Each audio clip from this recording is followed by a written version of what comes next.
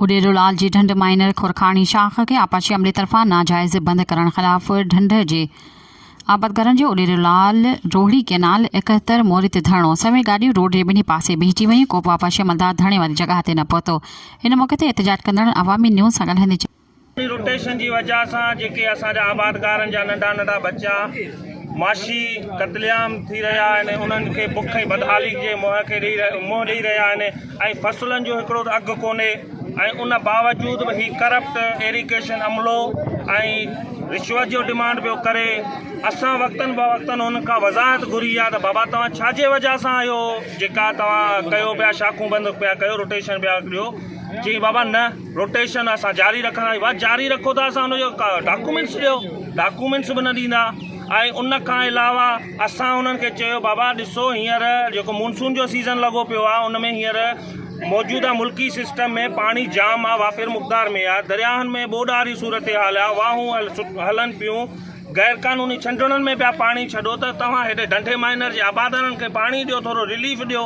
भला अप्रैल वारा महीना त थोड़ा शार्टेज में विया, असां बर्दाश्त कयो आहे, पर हींअर त सिस्टम में पाणी आहे। मगर हू चवंदा न असांखे रिश्वत ॾियो या एहतजाज कंदव त तव्हांखे असां ही सज़ा ॾींदासीं, तव्हांखे रोटेशन ॾींदासीं 21 ॾींहंनि जो, 20 ॾींहंनि जो, 15 ॾींहंनि जो। बाबा छाजे लाइ? असां पाकिस्तानी कोन आहियूं, असां छा पीपुल्स पार्टी खे वोट कोन ॾिनो आहे? असांजे तक जा MPA बि माठ कयो वेठा आहिनि, MNA माठ कयो वेठा आहिनि, असांजा जेके सियासी भोतार माठ कयो वेठा आहिनि। असां ग़रीब आबादगार मुआशी कतलेआम में ॿिया पीड़ितियूं, पर ही हिननि जे करप्ट कामोरा इरिगेशन वारनि जे असांजो मुतालबो आहे त हीअ जेके असांजे गर्दन ते चुरी रखे वेठा आहियूं त असांखे पैसा ॾियो त पोइ असां शाखूं खोलियूं, आवाम जो कतलेआम पिया कनि। इन जे लाइ असांजो चवणु आहे त खोलियो ऐं नाइंसाफ़ी बंदि कयो, करप्ट ऑफिसरनि हटायो। असांजी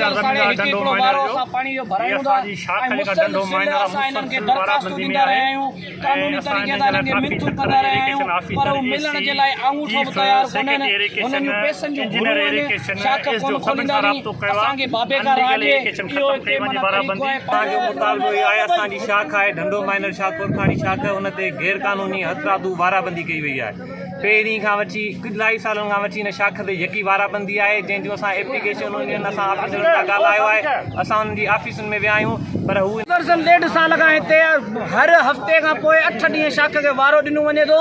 हिते 21 ॾींहं ज़मींदारनि खे पाणी मिले थो, जेका सरासर नाइंसाफ़ी आहे। असां 10 खां 15,000 रुपए जो 4-4 एकड़नि वारो, 3-3 एकड़नि वारो जेको ज़मींदार आहे डीज़ल साड़े करे ऐं उहो उन खां पोइ असां बनियूं भरायूं था। कलर भाण ॿिज जा अॻे ई रेट चढ़ियल आहिनि, हाणे वरी पाणीअ जो रेट मुक़ररु थी चुको आहे। लाखे रुपया असांखे पैसा ॾियो, शाख खोलियूं, जे न त शाख बंदि आहे। शाख असांजी मर्ज़ी सां हलंदी, बाप का राज आहे। जेॾीमहिल दिलि चवंदी ओॾीमहिल शाख खोलींदासीं, जेॾीमहिल दिलि चवंदी ओॾीमहिल बंदि कंदासीं।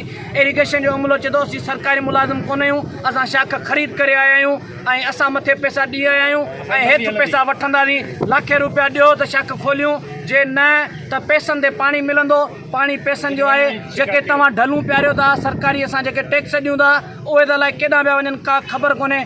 सब्सक्राइब कयो अवामी न्यूज़ HD खे ऐं ताज़ा तरीन ख़बरुनि लाइ ॾिसंदा रहो अवामी न्यूज़ HD।